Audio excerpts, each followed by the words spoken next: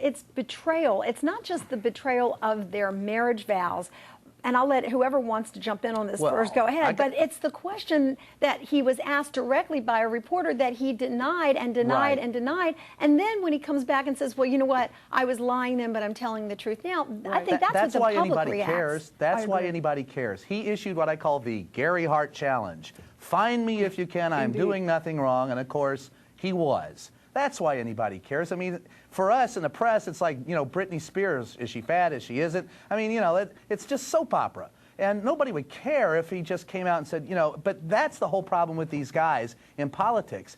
I mean, they start out, I call that the Henry Cisneros factor, or the geek factor. You know, they were probably not very outgoing or very attractive when they were younger. They were the geeks that were studying with the braces. They didn't play sports. And now all of a sudden, power seduces, which is why Henry Kissinger could date Jill St. John. And since you have all this power, by gum, by gosh, by golly, you're going to take advantage of what you didn't do in your teens and your 20s when the rest of us were going nuts, and they're catching up. All right, Dan? I think there's more to it than that. And I guess that explains how John McCain got Cindy McCain as well.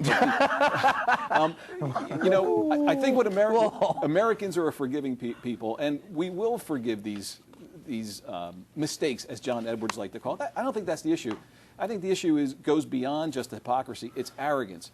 You'll remember the guy from, what was it, Idaho, Senator Craig, gets caught playing footsie in a men's room in an airport somewhere. Actually, it was handsy. But Larry Craig. And the first thing that happens is the police officer starts to question him, and he takes out a business card with his name on it, and underneath the name it says U.S. Senate, and he hands it to the officer and he says, do you know who I am? That's what the American people, I think, reject. It's not the mistake itself. It's that hypocrisy, dare I say arrogance. We play by a different set of rules than the regular guy. But you know what, Senator? This is not the first time this has happened to someone. And you just have to wonder how many more have to be in the glare of the media spotlight and then under the crush of this scandal before people learn they're going to get caught. If you're in the public eye and you do this kind of thing, someone will catch you eventually. Can you say I think they do it actually...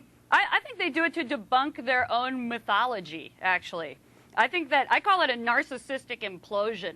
I think if the world loves you too much at a certain point, you have to prove them wrong by doing something really dumb and showing the world how bad you actually are in your little private self. I don't think they're that smart. Deep. Go ahead, I don't think they're that smart, Lynn. I think they're narcissists. I think they just get a chance to go wild and do. It's Girls Gone Wild. I mean, come on, you could do Senate Gone Wild. I mean, for heaven's sakes, these guys have no self-control. You see it in the Senate. Their appetites are, I mean, I watched a hearing in the House 2 weeks ago where they were talking about impeaching the president, and most people were making comments about a freshman congressman from Florida and how she looked in her dress. These were congressmen. Right. Marlene? Well, I was going to say that I think their narcissism really does take over, and I think that they think that they're above the rules that constrain most of us, and I think that they think they can get away with whatever. They're surrounded by people that tell them they're wonderful. These are not typical people. They don't have 9-to-5 jobs. These are risk takers. These people enjoy it. These people are winners. That's why they're in the spotlight. I like them. Good kind of people.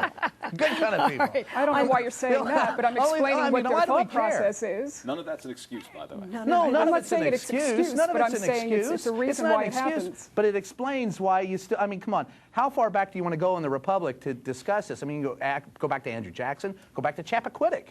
We can go to Newt Gingrich. We can go to a lot of different people. I mean, that's my point. See, that's the reason I did the show, is because we literally can go back to the end of time and ask, or the beginning of time, and ask, you know, why do these men put everything at risk, and why do the women stay with them? And what do we think as an American public about the whole thing?